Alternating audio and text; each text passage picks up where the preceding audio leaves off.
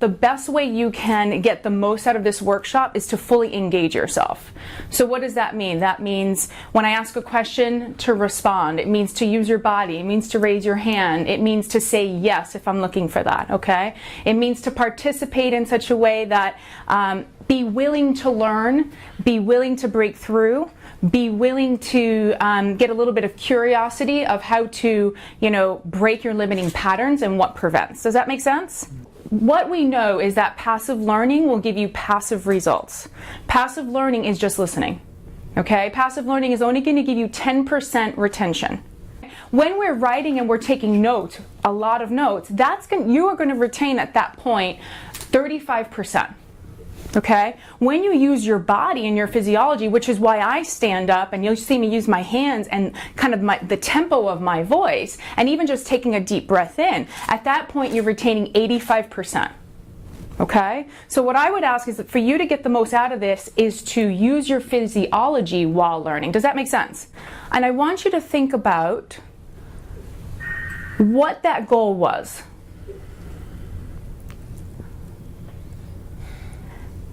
What did you achieve? Who were you with? How did it feel? Were you contributing to something or to somebody? And I want you to focus in on that feeling. And I want you to bring that feeling into your body. So I want you to relive this experience as if you are in it now. And now I want you to think of another achievement in our success, because I know you guys are all high achievers. So let's think of one more. One more success. What was the goal that you achieved? Who were you with? What did it bring you or others? And how did it feel? And were you contributing to something bigger than yourself? And let's stack one more.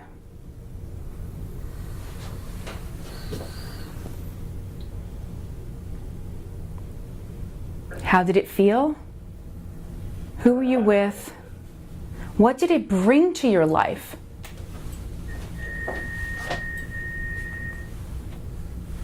And I want you to hold on to those emotions, and when you're ready, open your eyes. And even though we know we've reached a point in our life where things might be pretty good and we're successful so far, we know yet there's another level. Okay? The question is, how do we get to that next level? What I'm going to teach you today is how to reach your peak and getting to that next level. Because the truth is, you already have within you now to get there. In fact, you've used it to get to for you to have the achievements that you have in your life so far, right? Yeah. So what did you need? You needed a desire, right? You all had a desire for a goal. You needed to take action, and you needed to be fully committed to it. So all of those successes, did they not have those three things? Yes or no? Yes, absolutely. So you all have these skills in you, but then what happens? We reach this plateau, right? We reach a plateau and we think, well, gosh, I've gotten this far. Why do I feel stuck? Why do I feel so stuck? And then we start to create these limiting beliefs about ourselves. Yes or no? What takes us to the next level? What are we going to need to get to the next level? Well, I can tell you that what you need is desire, action, and commitment, but what you need to let go of are the old limiting beliefs about yourself and about what's possible. You see, what got you to this level and what got you to this place in life is not going to be what's going to get you to where you want to go. All of the beliefs, all of the conditioning, all of the identities that you have about yourself that got you here will not get you there. And that's why people stay stuck. They don't realize that nuance, that I must let go of some things that I learned. That society, that culture taught me, that family taught me, that friends taught me. It got me here, but it won't get me there. So what got you out of Egypt is not going to take you to the promised land. This program today is really your opportunity to recognize and reveal what your dreams are. Basically, to put your dreams into reality. Okay? The program's here to help you become who you need to be to get your goals. So you're going to dig deep, and I'm going to be your support and your mentor. I'm going to walk you through this process. Okay? I'm going to play full out for you because I'm committed to your results. What I need to know is, are you committed to yourself? We're going to measure success or fulfillment, right? We all want a level 10. We don't really want to be at 5. We settle 5, yes or no? We settle for 5 because why? It's comfortable. 5 is pretty comfortable. We kind of get our needs met. Even though we kind of want more, it feels okay. There's not enough pain. When were you most motivated to strive for a goal? When you had so much pain, man, it was like if you got fired today, that's pain. So if you're comfortable, it's because you don't have enough pain. And we have to create more pain. And we'll talk about pain and pleasure today because those are the 2 experiences that we have in life, right? We're either experiencing something very painful or something very pleasurable. Okay? So it's about creating more pain. If you're at a 5 out of 10, even though it's not what you want, it's comfortable, you have to create more pain around that to where you're at to move you to that next level. That's what this is all about. It's about reaching your peak. I'm here to help you live the best version of yourself and for you to reach your peak in life. In every area of your life, not just work, not just in career, with your intimate relationships, with your finances, with your health, with your, hobbies, recreation, spirituality. There's so many sectors in our life. And we tend to build a muscle in one area of our life, and we get really strong in that area. And then there's other areas that kind of default as a result. Yes or no? Yes. Yeah. That's not living fully. That's living. That's not living fully. Okay? To live fully, you want to take all of those areas in your life and you want to rock them. Just like the identity that rocks, let's say if you're really strong in your career, you want to take that identity and that energy of what you put into that and move it into your intimate relationships and your friendships and your health. And it's possible. And it's simple. And you've already done this. So we're just going to repeat what you've done, and I'm going to add a couple of the tools and strategies to help you get to that next level. Who's up for that? Sure. So what would it cost you if you don't do it? Yeah, you limit yourself to what potentially you can achieve. Yes. And that you don't probably know what your maximums are or your potentials are. That's right. You don't. Spot on. Spot on. So if you don't reach, and if you don't discover, and if you don't try, you will never know what your full potential is. Deep down inside of us, we all have a desire to live our fullest potential. We just don't know how. If you don't try, you'll never know and discover who you really are and what you were created for and what you're here to do. So use this as an opportunity to test it out. To experience, to live fully. Who's skydived? Anybody skydive in the past? Want to. You want to? I've skydived. So let me tell you what that experience is like. You say, yeah, I'm going to do it. I want to. And you get in there, and you put on you're in the plane. When they harness you, you're fine on ground. Wow. It's when you get in the plane and you're 10,000, 15,000 feet up in the air and you realize this shit is happening and it's going down now. And you have your goggles on and the guy's like, you ready? And he's on your back and I'm like, and I go, no, we'll go last. So I get to the back and I'm like praying to God because all of a sudden it becomes real. It was kind of a dream before. It's when it becomes real, that's when you start to get uneasy with yourself. And your certainty, you lose your certainty. And then you start to say, well, I can't turn back now. Everyone's jumping. I'm the last one. So I start praying. I go, oh my God, you know, I'm like, Hail Mary, full of grace, I mean, please, I can't die right now, I'm so young. I mean, really, I think I probably pissed my pants. In fact, courage is when you piss your pants and do it anyway. That's actually a good one. It is. It's when you piss your pants and do it anyway. And I know I pissed my pants. I feel bad for the guy that was harnessing my back. So here's what, and then oh my God, even more. I hire a photographer to take pictures. You know, you have an option, the videographer, to take pictures of you as you're going down. So my face is, I'm horrified. Let me tell you, when the shoot, so here, the first fear is to jump. And then the next level fear is, what if the chute doesn't open?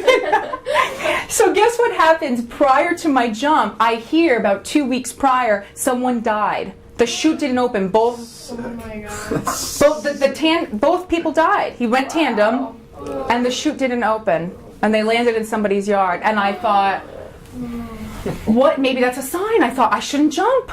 Don't jump. If anything, statistically, that means you're safe. That's a great meaning to put it. Yeah. The point of the story, fear is going to exist, and we can't get rid of fear. It's impossible. What we need to learn is how to use it so that it serves us and doesn't prevent us. Right now, at where we're at, if you're stuck in life, it's because you're fearful. And we all have fears. Doesn't matter who you are. And it's not going to go away. The goal is to use the fear and the energy of the fear instead of allowing it to prevent. Okay? So guess what happens? So you have the fear, what happened to me? You have the fear of jumping, then the fear that the chute's not going to open. And when it did, passion, aliveness, freedom, I was in Hawaii. So imagine, wow, this is amazing. I want to do this again. And then the fear, then all of a sudden, oh my God, I have to land. Like, when you land, you've got to run. There's a technique. So, oh my God, what if I break my legs landing? So just know that it goes like this. It's waves. Embrace it. Take fear and make it your bitch by dancing with it. Does this make sense? Yes or no? It's so important at the very beginning, with any goal that you're trying to reach, to have clarity. Like laser focused clarity on what it is you really, really want. Not what it is that society taught you to want or what it is your family wants for you.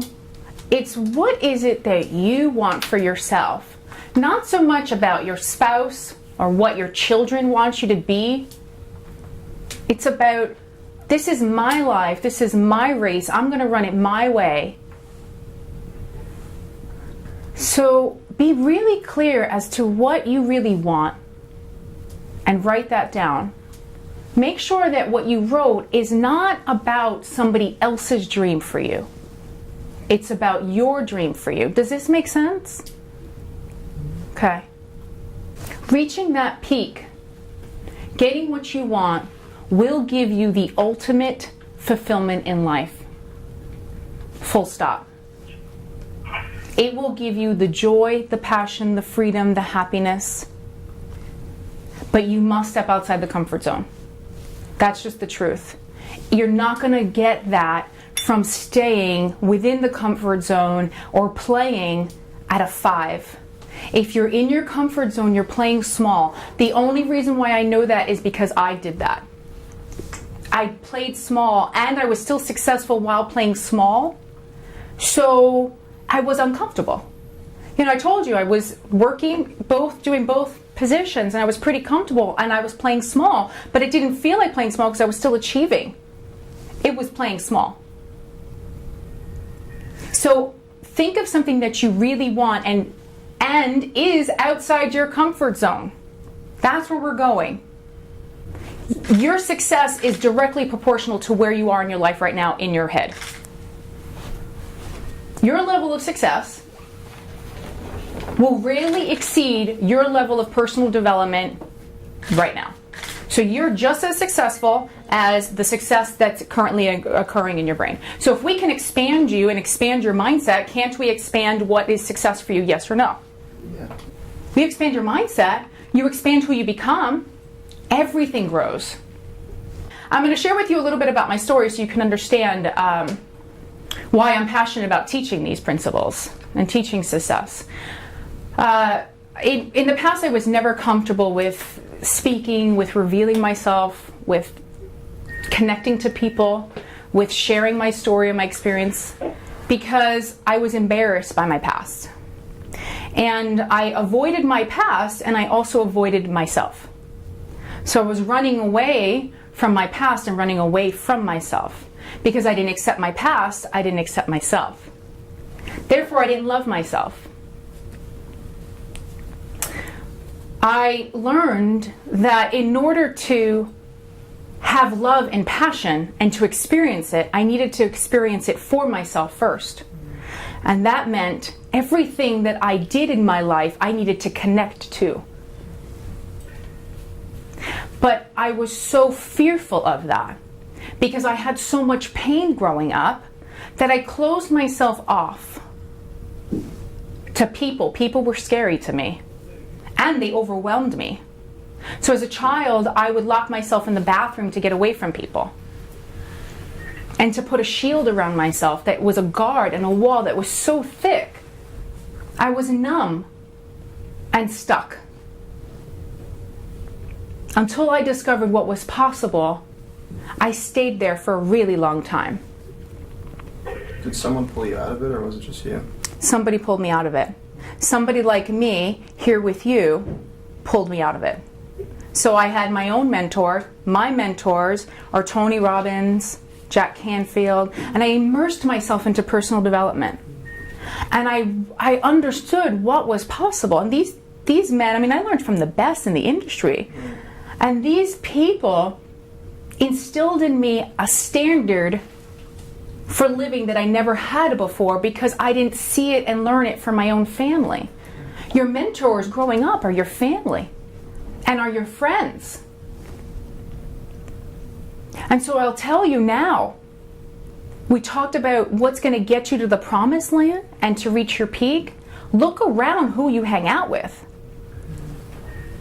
Love your family, but if your friends are not at a level and not achieving things for themselves and do not stretch you, do not have you think in a way that will allow you to stretch yourself, then it's time to get a new peer group.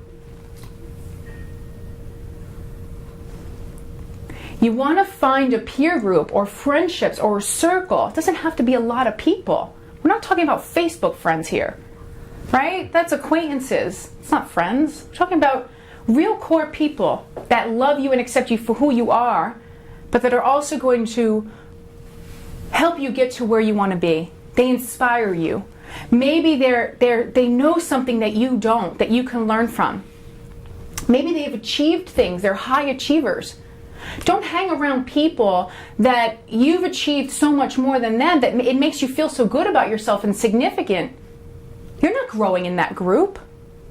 You want to be in a group where these people have achieved more, where they've done it for themselves and they will stretch you. And they'll do it because they love you. And you're doing it because you love yourself. And so that peer group needs to have higher expectations of you than you have of yourself. Does that make sense? So my mentors have higher expectations of me than I had for myself. And all I did was keep immersing myself in the environment. Because eventually I built the muscle that I needed. I got rewired. I'm going to rewire you guys today. Trust me, it's actually already happening. Okay? It's already happening. So all you have to, because you're here willing and open, and I know you are, I could feel it, it's happening. So all you have to do is understand some of the principles I'm going to teach you and make a decision for yourself that this is going to be a path I take no matter what. Because I'm no longer, it's too painful to stay stuck. Okay? So I grew up in Long Island, New York, in a predominantly Spanish, low-income neighborhood, Brentwood, New York, Brentwood, Long Island. And my parents were divorced when I was a baby. My father was not around for me at all. In fact, he was addicted to drugs. So, they had me when they were 21 years old. They were young. He wasn't ready. He didn't know himself yet. He was trying to find himself, and through that, he used hallucinogens to kind of find this path of, what's life about. And so, although my mom and my family were very committed to me spending time with my father so that I could, get to have a father figure, I never wanted to see him, because I'd go to the house or the apartment. He was living with his parents, by the way, it was a big mama's boy, and I'd go there and he was zoned out. So he was physically present, but there was no emotional connection. He would just stare at me. So now I'm a child and I just see this man who's supposed to be my father just staring at me weird. Okay, so that created some fear for men. Men are weird, or it created a belief. Right? My mom did the best that she could to raise me. She worked maybe 2 to 3 jobs to support me. She didn't have a higher education. She didn't go to college. She had her own limiting beliefs and pains. But she did the best, what she could, to give me the best life. You know what sometimes that required? Stealing clothes. We didn't have enough money for school clothes. We'd go to the mall, and all of a sudden I noticed that she was stealing the clothes from me. And I learned that that was a pattern to get what I wanted. Eventually I started stealing too in high school. Okay? We moved around at least 5 times before I was in the 8th grade. She had emotional problems, so I was raised in a lot of instability. She would go from anger to depressed. I think she was bipolar. Just, her worries became my worries. Her crisis became my crisis. I became so good at anticipating her next blow up. I was walking on eggshells as a child. No stability. She had so many emotional problems between her depression and her fear, no money. When you don't have money and you have a child and you need to provide, that crisis coming home, that she would come home, she'd be crying, and all I saw was that we didn't have money and she was crying, and I had to make her feel better. As a child, I became the adult, and I still am.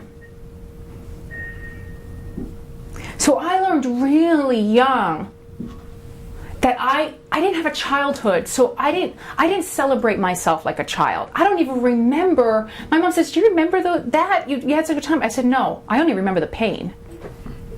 I don't remember the happy points, because I remember what was important to help me get out of pain. I remember how to fix things. That's all I knew. Because if I didn't fix things, I was in survival mode." Does this make sense? Yeah, I was surviving. I was surviving for my own well-being. So I learned how to create environments that were safe for myself and for others. And I still do that now. So our pains from our past are really our strengths in our present, and will always be our strengths in our future, except we can't play the victim anymore. Divorce the story and marry the truth. So what did I do? I remember I wanted one thing as a child, and that was to be an astronaut. Every night I'd go out on the grass in Long Island, I'd look up at the stars. So the only place that I found peace was looking at the stars, thinking, I want to go to the moon and I want to be closer to that.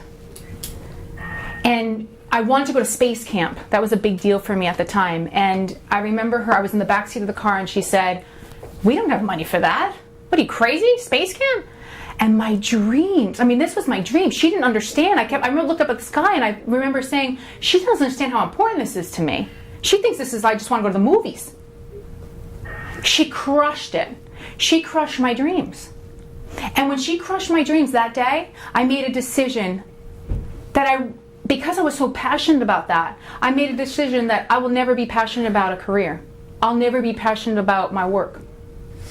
I eliminated celebration in my life. I eliminated, anything that had to do with being passionate about something, because I was preparing myself to go to space camp. I wrote a handwritten letter to space camp, and they sent me the acceptance. I studied like the boosters and all of the rockets and all the information that I thought I needed. And I was so proud of myself. And when she said we don't have enough money, I was so devastated. That from that moment on, I didn't realize that those words would have so much impact in my life. So much impact that the career that I chose was for certainty. And the career that I chose was for significance. And the career that I chose was for security. And I went into the medical field. And I thought to myself, I came from nothing. I felt like I was nothing. And then, by the way, we used to share a bedroom together. That's how we didn't have any money. Up until I was like in the 7th grade, she moves me from a low-income family, and this was the best thing that she did, but it also took a toll on my self-worth. She moved me from Brentwood, Long Island, to like Boca Raton, Florida. So that we have this condo now, a 2-bedroom condo, and I thought, wow, I get my own room. I am so rich. So excited. This is fantastic. Wait till I tell all my friends that I meet at school. So it's also very hard when you're in the 6th grade to move. That took a toll on me too. No stability again, right? Always creating this instability for myself. So I go to school and I go to their houses, and they're like living behind private gates. I have to go through a guard. Their front porch is bigger than our condo. Their pools, their guest houses, and I thought, oh wow, I am not worthy. Again, I hit the bottom. So everything that was passionate got anchored with pain. Everything I had passion for got anchored with pain. I kept going back to that. So I decided, well, I better find something that's safe. All of my friends' parents, they were a professional. And so I linked profession to status and to money. And so my brain said, that's how you get pleasure, that's how you get happiness, that's how you get success. And so I went down that path, and I got everything that I wanted. I got the dream house, the dream car, I had a relationship. I thought everything was going to be great when I got to that finish line. I got to that finish line, and it was temporary happiness. It was achievement happiness. It was checklist happiness. Do we all know what that is? Checklist. Got it. Check. And oh my God, it lasts about 3 months. And I hit rock bottom because I had already spent, I have a master's degree. I got a bachelor's in biology, a master's in physician assistant. Now we're talking about all of this schooling. I got the house. Everything was a checklist. Had the boyfriend. Oh, I'm on my way to getting married. Check. Boom, I hit pain. Why am I not happy? How could I not be possibly happy at this point when I have achieved everything I want and I reached the finish line? Oh, now I get it. I've been down the wrong path. I didn't really ask myself what I really wanted. I was thinking from here and from my past and my limiting beliefs. Why do you think I want you to get past your limiting beliefs? I needed to come from here. I needed to understand, what do I really want? What does my heart want? What does your heart want? Not what does your brain want? What does your heart want? Because you will not find fulfillment if you are trying to achieve what this wants. You got to come from here. And when I did that, I needed help. I decided I need to hire somebody to help me because I don't know how to do that. I never knew. So I hired a mentor and I hired a coach, and we worked together, and finally I realized what I was passionate about and what I should be doing, and then I transitioned into that. And here I am today. And then once I made that transition and that commitment to myself, very quickly my career took off. And the opportunities, when you live from your heart, the opportunities are not just endless, but they open up very quickly. Because your heart knows what you want and what you need to do. You are here for a purpose. Let me be very clear. You are here to create something, to discover something. You are here to contribute something. Your job is to remember what that is. As a child, you knew. And then as we grow up, we go to school and we get conditioned, and then we start to choose things based on that conditioning. Does this make sense? Yes or no? Yes. Your job is to remember what was passionate and to pursue that. Whether you pursue it as a hobby, it could be being a mother, right? It could be anything, but you need to pursue it and you need to live it fully. That's where the happiness is. That's how you get unstuck.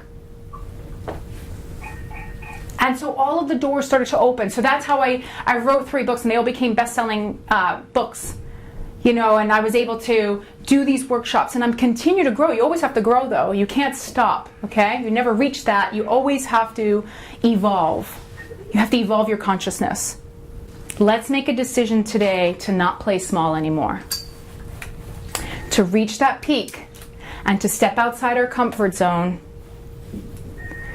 and to know that stepping outside the comfort zone is progress. And progress always equals happiness. If you're making progress in life, aren't you happy? If it's a small step and you conquered it, that's happiness. So let's just make a decision to make progress, knowing that stepping outside of your comfort zone is part of that. Okay? So now I'm going to ask you, what is your peak? And know that anything is possible. If you had the belief that anything is possible, wouldn't that allow you to be more and have more? You know, there's different areas of our life, and this big wheel shows the different areas of our life. So we have career, family, friends, you know, intimate relationships, fun, recreation, health, money, personal growth, and physical environment. Physical environment is where you live, you know, your home, the environment that you physically live in, and so do you enjoy living there, okay? So what I want you to do is, on a scale of 1 to 10, I want you to rate and put on this circle how satisfied you are in that area of your life currently. So aren't there certain areas in your life that you're stronger and certain areas where you're weaker or less satisfied, I should say, right? What we want to do is we want to take a look at the areas that you're strongest or most satisfied. You have certain beliefs about yourself and about that are different than the areas that you're least satisfied. So we want to use the identity, then we want to kind of get a balanced wheel. Right now, if your wheel is not balanced, and this with tires on your car, it's not going to run effectively. So your life is not going to run effectively if it's not equal. So we want to get all of these numbers to at least a 7 or 8. Right? And if they're not, what we want to do is we want to take a look at the things that we're really low numbers on, whether it's a 1 or a 3 or a 4, and we want to say, what's missing? So let's take your lowest numbers, and I want you to write in that section there, what's missing? Why did I rate it that number? Rules are important. Sometimes we have too many rules to experience what we want. Does that make sense? Yeah. So let's write that down right now, actually. That's a good exercise. So let's look at the things that you have there that are limiting, and you have to write down, what are some of the rules that I have to experience that 10? So what has to happen in order for me to experience a level of 10 out of 10 in my career? You know what's missing, you know why you rated that number, and you know what are your rules in order to be satisfied in that area, right? We all have that down. Okay, great. Let's move on. So step 1 are your clarity questions. Number 1, couple of sentences. Which aspects of your life can you be more grateful and present for at this time? You're going to write some answers there. Which aspects of your life can you be more grateful for and present to at this time? When we're talking about happiness and fulfillment and joy, enthusiasm, fulfillment is in the same vibration as gratitude and appreciation. So this piece here is really focusing on, what can I be grateful for every day that will allow me to experience happiness, that would allow me to experience joy. Gratitude is the highest vibration you could have. And when you're in a state of gratitude, it transfers to your customers, to your loved ones, to your family. That's why gratitude journals are so popular. What can you be grateful for today? What can you appreciate?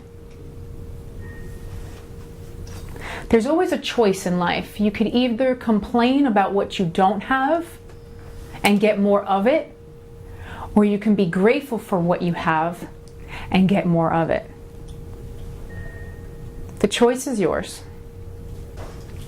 What do you want to begin to transform and improve in the next 30 days? This training includes coaching with me on a group call in 30 days. So this is going to be the goal that you want to improve within the next 30 days that I'm going to hold you accountable to. Would anybody like to share what they are committed to transforming in the next 30 days? So what they want to improve in their life over the next 30 days? Sure. Sure. Greg, what do you want to do? My physical environment. Okay. I've been renting houses and apartments for a long time. I don't like how confining it feels, like a place to be my own. So I think the only way to do that is to buy a house, and I would really like to. I know I don't have a lot of money, but I think I have enough that I could get a place that is suitable for myself. So Great. I'd like, and I've been kind of throwing the idea around of going and looking for houses. So I think it's at a point now where it's, shit or get off the pot. That's it. So I think in the next 30 days, it's a very realistic goal for me to just go and look at some houses. Great. So you have the desire, you're committed to the outcome, and you're going to take the action steps. So what was the number for your physical environment, if you don't mind me asking? 4. Okay, a 4. So in order to make it a 10, that would mean that you have purchased a home, is that right? Yeah. Okay, great. The numbers, I guess, do they pertain to like your overall goal in life, or is it like at this current juncture? At this current juncture. Okay. At this current juncture, because this will always shift, and then you want to reevaluate where you're at. Okay, so the gap today, we talk about this is the gap. The gap today is where you are now to where you want to be, but it's progress, right? Everything's progress. We don't really know where we can be, so where we want to be, it's always sort of still limited. So in that scale 10, right now that I can imagine what I can achieve, I know that it's not 10. Potentially it could be Absolutely, 100. absolutely. So that scale is difficult to kind of envision. Yeah. So it's the scale. Let's say your 100 was let's just make the 10 100 or 100,000 for right now. Right? So we're making 10 the most and 1 the least. Does that make sense? At the current place that you're at, correct. What you need right now. Because when you get there, there's always an evolution process at that point. And so sometimes we don't know what it could be potentially ours, right? It's limitless, we don't know. But we have to get to this level in order to find out. So it's just about making that next step, having that progress in your life. Okay? So that's great. So the action steps that you're going to take then are what over the next 30 days? I've looked at a few places online. Great. I guess the next thing would be to actually go and see them in person. Perfect. Absolutely. Fantastic. How would that make you feel? It'd probably scare the crap out of me. Yeah. Yeah. But I think it's necessary to take the leap. Yeah. So that fear and that emotion of being scared, is just part of the process. At the other side of that is what for you? I think it's more the fear of it would basically be completely emptying my bank account for a down payment. So yeah. I have always been pretty good financially, and I budget well, and I maintain my finances well. So to think of writing a check for 20% for a down payment is a really scary thought to me. Because you haven't done it before, that's all. No. That's it. The most I've done is a security deposit, first and last month's rent. So right. Which is chump change compared to a 20% down payment on a house. Right. So. That's right. So I can relate to that. In fact, to the point that it freaked me out so much when I purchased my house and the down payment that I didn't even show up for my closing. Okay, so I just want you to know the fear is going to be there, and it's only because you haven't done that before. Once you do it and you get, so there's uncertainty. Fear is just the uncertainty of something, the uncertainty of not having that money and that security in the bank because you value certainty. Like, what if something happens to me physically or something immediately after I write that check? Right. It's like, well, Right. shit. Right, I don't have anything left to do it. Yeah, and that will be, that fear will be what prevents. Yeah. So what you have to do is you have to say, okay, do we know with 100% certainty that you are going to get sick or need that money because something, you're going to get injured? We don't. No. So therefore, what we need to do is move steadfast forward anyway. Yeah, and the way that I look at it too is that what's going to happen if I don't do it? I'm just going to continue to rent houses and dump money into something that has no equity whatsoever. That's in the right. long term, so, And and just continue to be unhappy with my physical environment. So it's necessary. It's just taking the first leap is the hardest part for sure. That's right. And if you don't do it, what would be missing in your life? That aspect of happiness, most definitely. Mm-hmm. And who does that hurt? Oh, me. More so than me. It probably extends into my relationship with probably a significant other. For sure. That, I'm probably reluctant to bring them to a place that I'm renting or something like that. Right, so it hurts you, it hurts them. Yeah.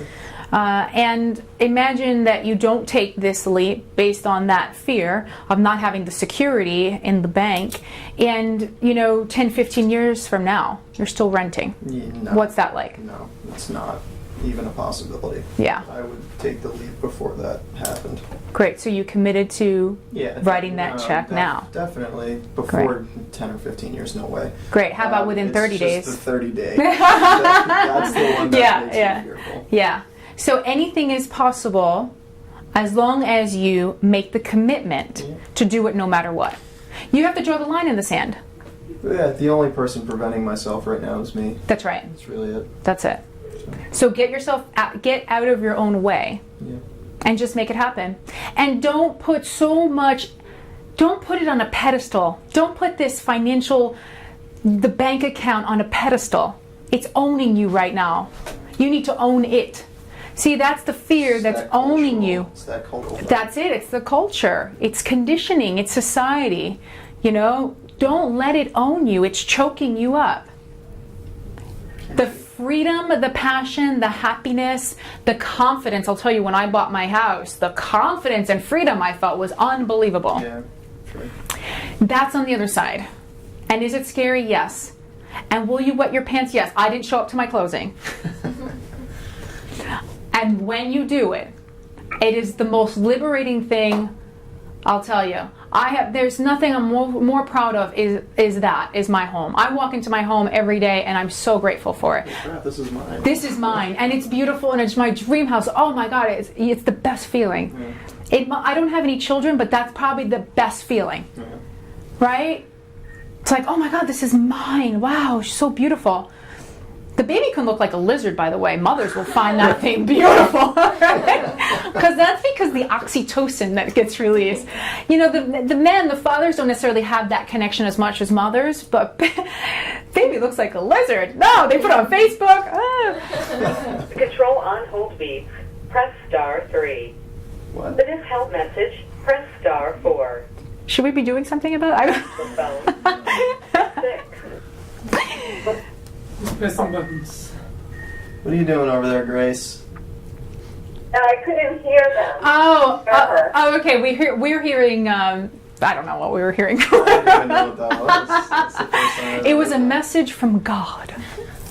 Okay, so you're committed to that. So you're committed to seeing houses. I just want to make sure you're committed to seeing houses. Is that correct? I think that's realistic. Okay. Yes. Especially in something as long-winded as selecting and purchasing a house. I think that realistically in the next 30 days, there's no way I'm going to find one and make and close and absolutely all that kind of stuff. So I think realistically in the next 30 days, I think if I wanted to put a number on it, maybe 3 in the next 30 days. Fantastic. That'd be a good one. Great. So we're all going to hold Greg accountable to that. Thanks. Okay? No pressure. There's absolutely no pressure here. Okay? I know Vitas will be asking. Yeah, that's funny because that's what I like. Who did I look at? I looked at him immediately. You should start the spreadsheet. Great. So question number 4, everyone's got their goal. Question number 4 3, next page. Question 3. What are the fears? Well, Greg basically shared with us his fear and what could be getting in the way. I want you to write down your fears. So I want you to turn to the next page in the manual, and we're going to talk about fear a little bit. So what stops us from moving forward? It's fear. So that's the answer there for that first line. Fear stops us from moving forward, taking action, and being the best version of ourselves. Fear can destroy our mindset and paralyze us from taking action. And all of us experience it in some way or the other. Some of the common fears that we all have are fear of success, fear of failure, fear of rejection, fear of loneliness, fear that we're not going to be loved, fear that we're not enough, fear that we're not worthy. So we all have some of those fears. In fact, we have a combination of them, right? They're stacked, and they're all based on limiting beliefs. Fear of the unknown is a big one. That's kind of what, fear of failure, fear of the unknown. They go hand in hand. Sometimes people are fearful of failing, and they're also fearful of success. They stay in that safe middle ground 5 out of 10. They're fearful of failing and fearful of their own success. So we all have this combination of these fears, and they stack and kind of create this overwhelming emotions of stress, anxiety, depression. Those are just emotions that are connected to our fears. And the 2 primary fears that we all have is that, 1, we're not enough, and that if we're not enough, then we won't be loved. That goes at the bottom there of that manual. Primary fears that we all experience, that we're not enough, and that if we're not enough, then we're not going to be loved. Does this make sense? Every fear, any fear that we're experiencing, if we chunk down that fear, it always comes down to the primary fears of we're not enough, and if we're not enough, then we won't be loved. Okay? Our brain is not designed to make us happy. It's designed to make us survive. That's the problem. And it's because our brain is like 2 billion years old. It's designed for survival. That's why you want to hold that money there. If you think that all women, this is global beliefs now, if you think that all women are gold diggers, you are going to find experiences to support that belief. If you think that you're not enough, you will find experiences to consistently prove that you're not enough. So we need to change the meaning that we have in our head, in our brain, and recondition it and rewire it to believe something different. So nothing in life, the next piece there, nothing in life has a meaning except the meaning I give to it. So 2 experiences in life, pain and pleasure, right? That's what we're experiencing. We're either experiencing pain, we're either experiencing pleasure. And every experience that we have or an event that we have, if it was significant, meaning if it created significant pain or significant pleasure, we remember that event, yes or no? If it yes. Significant events that create significant pain or pleasure, we remember it impacts us. And then we take the beliefs about that and we carry it. That's what happened to me, remember? I didn't have money, we didn't have money, and so all of a sudden I created a belief that was limited and I took it throughout my entire life and I shaped my destiny with it. Whatever beliefs you have right now about yourself, identity beliefs or beliefs about yourself, or about life in general, will shape your destiny. And isn't it possible? So what happens here, because that's your model of the world, we call that as your model of the world. So what happens is that you could now have a very pleasurable experience and extract pain from that. And somebody else experienced it and had so much pleasure. Same experience. You somehow found something to have pain and to be miserable about, and they didn't. Aren't there people all the time that they just always seem miserable? They're always complaining, right? Everyone knows somebody. Who does not? Everyone knows somebody. They're always complaining no matter what. Okay? No matter what. Yeah. Why? They've created a model of the world that supports that. It gives them something. It's meeting their needs. So you give them a pleasurable experience, you throw a party for that person, they'll find something to complain about because that's what they're used to. It serves them. They need it. Okay? The opposite is true too. Some people, they can take a painful experience and extract pleasure from it. Nelson Mandela is a great example of that. 27 years in prison, lost all of his freedom, and he comes out and he says, I didn't lose anything, I was preparing. It's how you view something. It's the meaning that you put to something. So what's going to be the meaning you put to things?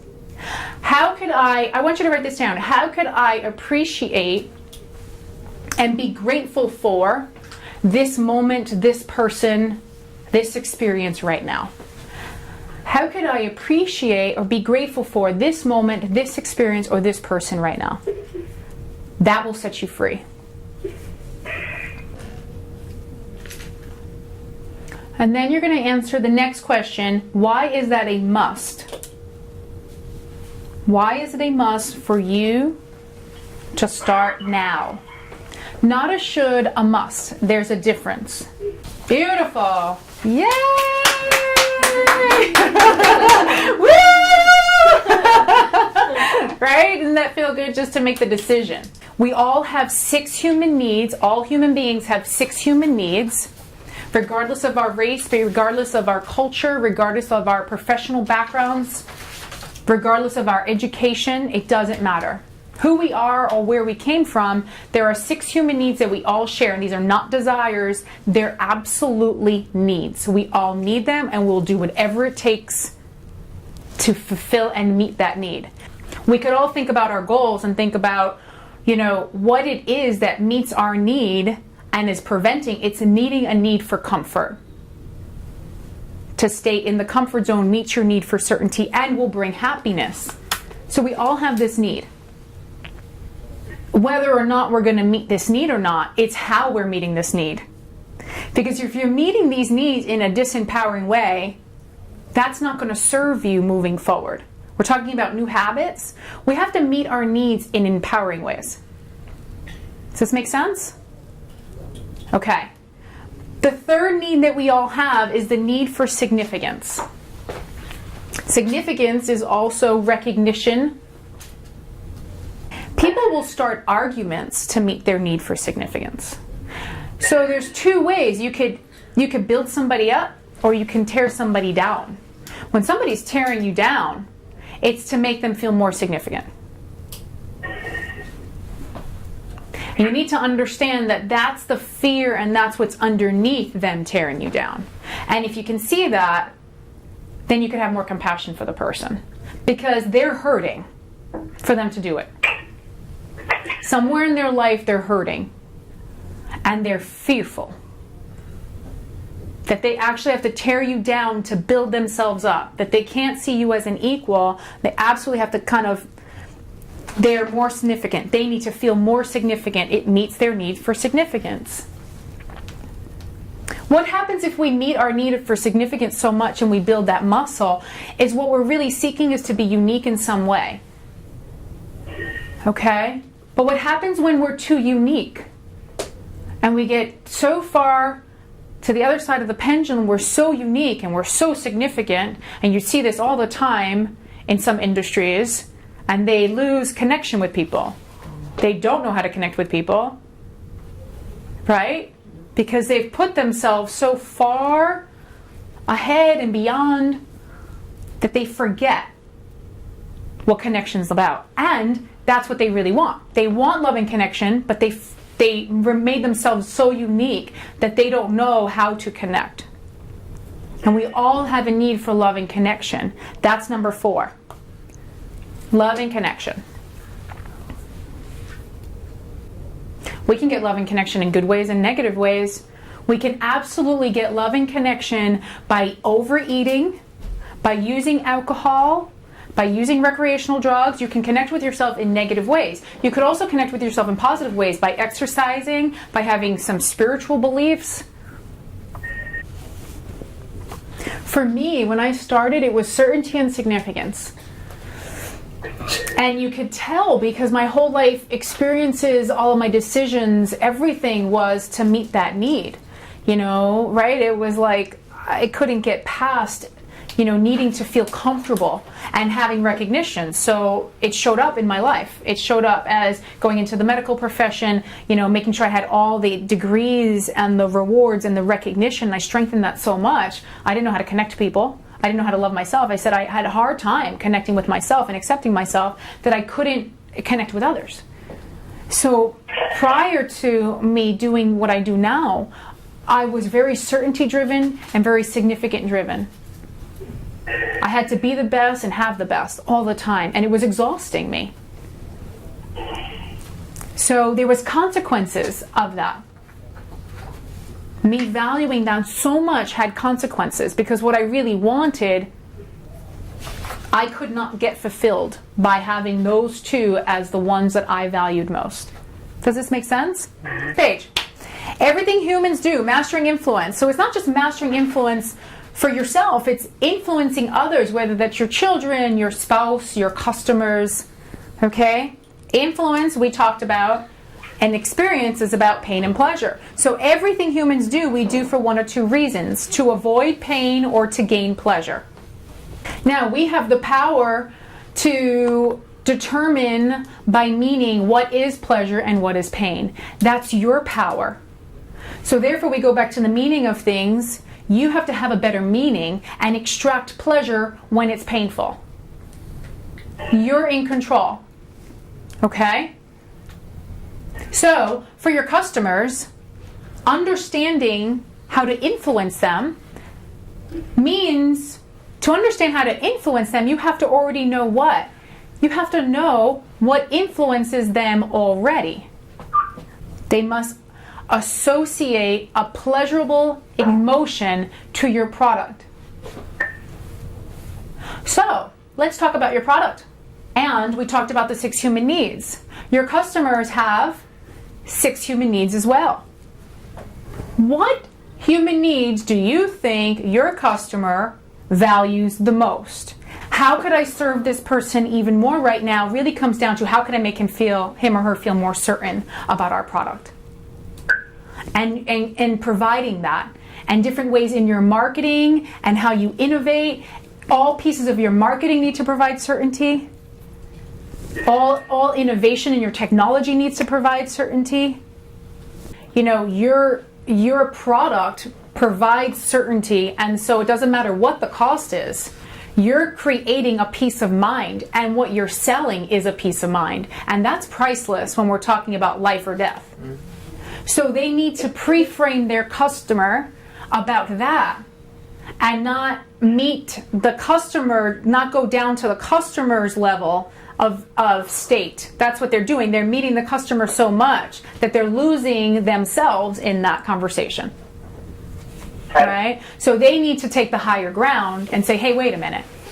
Our product validates your equipment. Our product ensures that your patient is not going to die. What does that cost mean to you? So some key questions. So some things that you should think about when you're influencing your customer, knowing what their top human need is, and knowing what your product provides to meet that need. You need to provide pleasure And you need to also provide some leverage, which comes in the form of pain. Remember, we talked about if we're not achieving our goals and we're kind of sitting in a very comfortable position, it's because we don't have enough leverage or enough pain to motivate us, right? You have to do the same thing with your customer. You do. So the pleasure is the peace of mind concept. We're validating your equipment. We're giving you certainty. We have, and here are references. References are always win. Okay? So that's the competitive advantages you guys have. Other people or your other businesses that are your competitors will not sell that. What you're selling is an emotion. Connect to the emotion, not to logic. Right. The emotion that they're experiencing is uncertainty. What they want is certainty. So you're going to give them and sell them on certainty. When I went to get my car, when I went to go purchase my car, my first car was already paid off and it was running well, and I went to go get it serviced. And I went to the dealership and they got me and they said, you know what? You could trade this in and upgrade your car. You're in a great position to do that. I was like, no, I don't need to. Logic, I didn't need to. And, they were giving me all of the logical reasons why I should upgrade my car. But logic, after you kind of run the numbers and stuff like that, that's not really what's going to sell you. What's going to sell you is the emotional state. When they got me in the car and I test drove that car and how it felt, oh man, it had like power windows and leather seats and heated seats, and I live in Lake Placid, New York, and I was like, I'm gonna get some heated seats. All of a sudden I started thinking, well, how could I make this work financially? So I went from no payment to a payment, but I made that work. Why? Because I felt awesome in that car. Okay? Same thing, it's sales. Sell them on the emotion. And that's not just for the sales guys, because don't you guys get phone calls and have to answer phone calls for the customers? You're always selling them on the emotion. The emotion that you're selling them on is a peace of mind. Okay?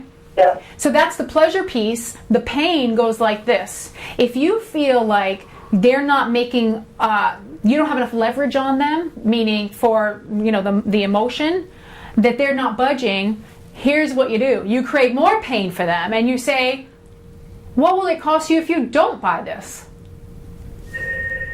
What would be missing if you don't get this? I'm just curious. If you don't validate your equipment, then what?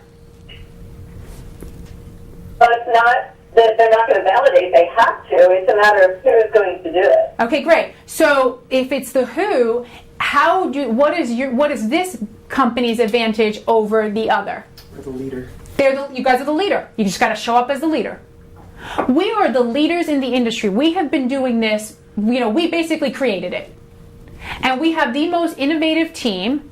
Now, do you want to trust somebody that's been doing it and cutting corners? Doing it for less time and cutting corners? Or would you rather meet your need for certainty? Or would you rather have a peace of mind knowing that we've been in the business for 35 years. We have references to support it, and we have never had a single problem. We haven't had, and you can name what their one of the things that they're potentially fearing. Okay, so let's take your limiting beliefs. Everyone think of a limiting belief that they all have. And ask yourself, do you know with 100% certainty that that is true? 100% certainty that's true.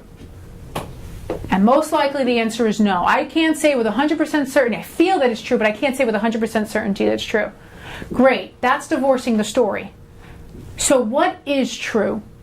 Now you're training your brain. Ask yourself, well then what is true? Your brain's going to come up with a better truth, a better answer.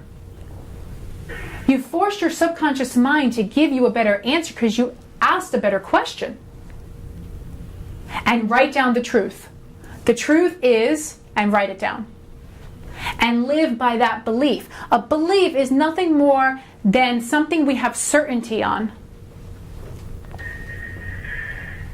The most powerful place that you can be is when you are living in uncertainty and feel certain in it. Create more uncertainty for yourself, continue to grow, and learn how to get more certain in that uncertainty, and you win the game of life. A lot of our competition. People know truth when they hear it. Yes? We can feel congruency and authenticity. And when you're being true about your product and you're being congruent, they will what? They will trust you. Yeah. And when I say state, we're talking about your mental, your emotional, and your physical state.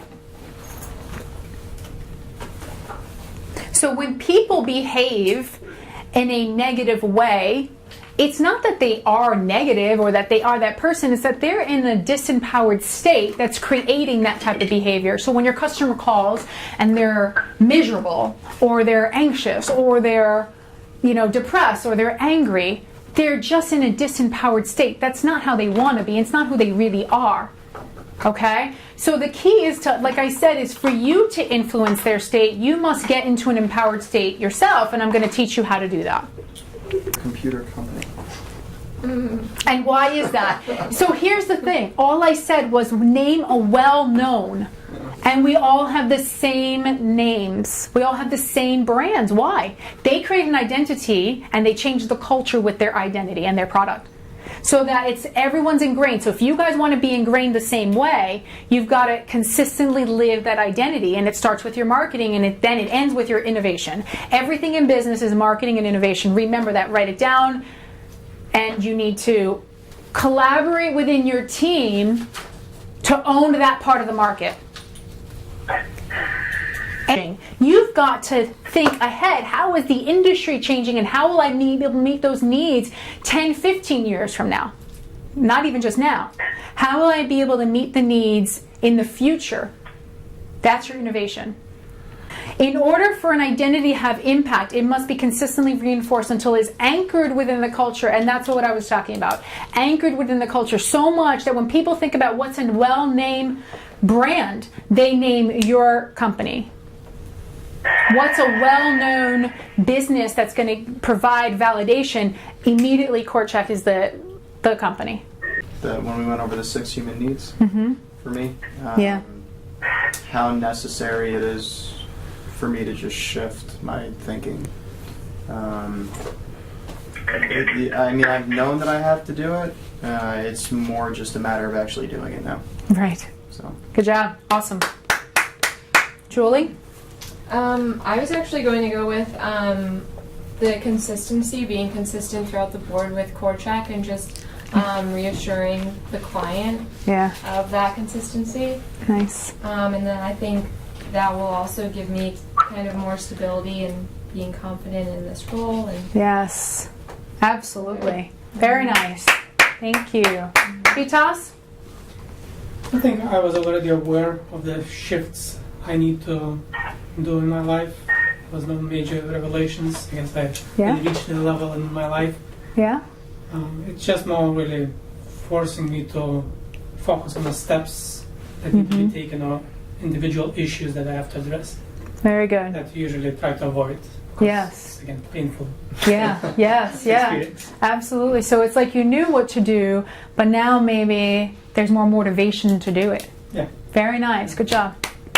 Nate? For me, I think it was the positivity that uncertainty can bring to a situation. I've always been someone who's very certain, who's very, to the book, and it's not always been so helpful as I thought it would be. I realize I have to change. Very nice. Ladies, we'll start with Grace. I like the wheel of life, and for me, I think it's mostly about balancing things, because I do tend to focus on certain aspects, and I need to level some things out there to make my wheel spin a little more smoothly. Right. So just having that awareness and that clarity on what levels you're most satisfied and not satisfied, that will bring a lot of impact to your life. Very nice. Thank you. Colleen? I think it was that realizing that uncertainty is a positive in your life. Yeah, absolutely. And it will give you so much freedom. Kool-Aid. Yeah. It will give you so much freedom. You know, yeah, it's like letting go of the chokehold that we have on ourselves is really what it is. Okay? Very nice. Medora? Can she hear us? Can she hear us? Yeah, it's breaking up a little bit, too, but I think what I got out of this, I maybe look into myself, know my priorities, based on the needs that we discussed. You wake up every day thinking of what you're doing because it's habit. You've been doing this for years. So it's just nice that I was able to look within and have it in writing on what I really prioritize based on my needs. Awesome. Good job. So it is now your turn. It's your turn to make these shifts. It's your turn to apply what you've learned. And I'm going to follow up with you in 30 days. I need everybody to sign one of these attendance sheets and hand it to me